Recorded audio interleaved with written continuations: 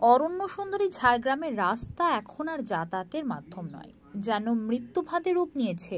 বর্ষা নামতেই এই দুরবস্থার চিত্র আরো ভয়াবহ হয়ে উঠেছে।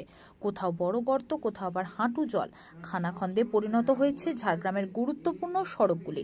বিশেষ করে ঝাড়গ্রামের 5 নম্বর রাজ্য সড়ক থেকে নতুন বাস স্ট্যান্ডের দিকে যাওয়ার রাস্তা এবং ঝাড়গ্রাম থেকে মেদিনীপুর যাওয়ার রাস্তা এখন কার্যত মৃত্যুপুরী। এই রাস্তার একাধিক জায়গায় হাঁটু সমান জল দাঁড়িয়ে রয়েছে। জলমগ্ন রাস্তায় ঢেকে গিয়েছে বিপজ্জনক গর্ত, যার ফলে প্রতিদিন প্রাণ হাতে করে চলাফেরা করছেন পথচারী থেকে বাইক আরোহী, এমনকি যাত্রীবাহী বাস ও 4 চাকা গাড়ির চালকরাও।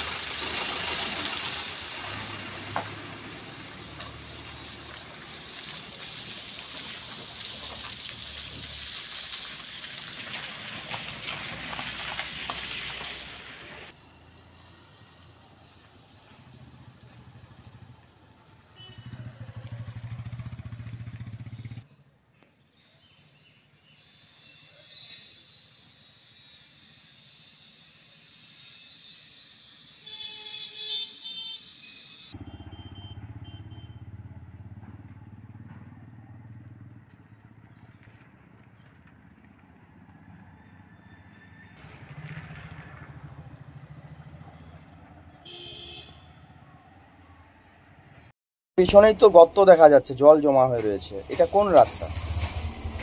বাস স্ট্যান্ডের সম্মুখ। কি বললেন? সেন্ট্রাল বাস স্ট্যান্ডের মুখটা।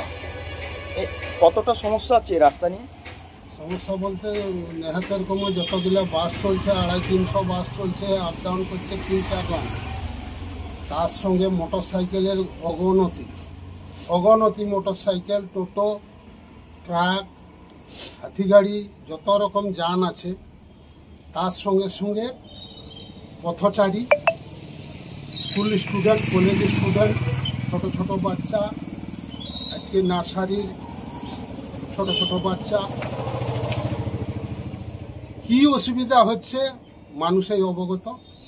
হাজারো হাজারো মানুষ ডেলি এই পথে যাতায়াত করছে, ছোট ছোট বাচ্চা থেকে, স্টুডেন্ট থেকে, কলেজ স্টুডেন্ট থেকে সবাই।